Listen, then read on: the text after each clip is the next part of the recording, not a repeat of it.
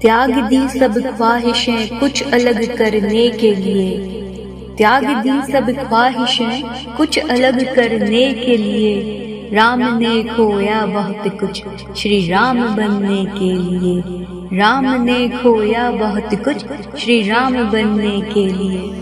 अधर्म पर धर्म की जीत। यह वाक्य सुनकर सबसे पहला विचार जो आपके दिमाग में आया होगा वह यही आया होगा कि यहाँ पर विजयादशमी की बात हो रही है। तो दोस्तों, आपका सोचना बिल्कुल सही है। आज के हम अपने इस स्पेशल वीडियो में आपको बताने जा रहे हैं विजयादशमी यानी दशहरे से जुड़ी कुछ खास बातें जो कि बहुत ही कम लोग जानते होंगे। तो सबसे पहले मैं आपको बताऊंगी पौराणिक कथा के बारे में। पौराणिक कथाओं के अनुसार इस दिन भगवान श्री राम ने रावण का वध किया था। इसे अधर्म पर धर्म की जीत के रूप में भी मनाया जाता है। तो चलिए हम आपको बताते हैं दशहरे से जुड़ी कुछ खास इंटरेस्टिंग फैक्ट्स। दशहरा संस्कृत शब्द दशा और हारा से बना है, जिसका अर्थ होता है सूर्य की हार। ऐसा कहा जाता है कि अगर रावण का वध श्री राम ने नहीं किया होता तो सूर्य हमेशा के लिए डूब जाता।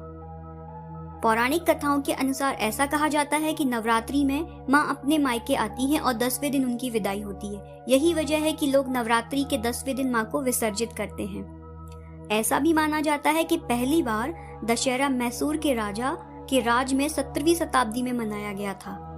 भारत के अलावा इस त्योहार को बांग्लादेश और नेपाल में भी मनाया जाता है। मलेशिया में भी लोग दशहरे को बड़ी धूमधाम से मनाते हैं। मलेशिया में इस दिन राष्ट्रीय अवकाश होता है ना इंटरेस्टिंग फैक्ट। विजयादशमी के नाम से भी दशहरा को जाना जाता है।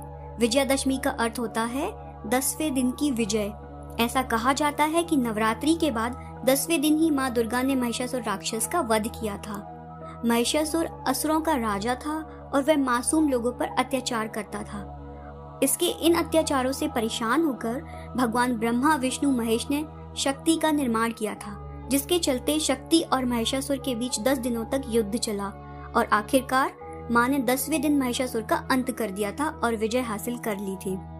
एक मान्यता यह भी है कि इस दिन भगवान श्री राम ने 10 सर वाले रावण का वध किया था, जो कि अपने अंदर की 10 बुराइयों को खत्म करने का प्रतीक है।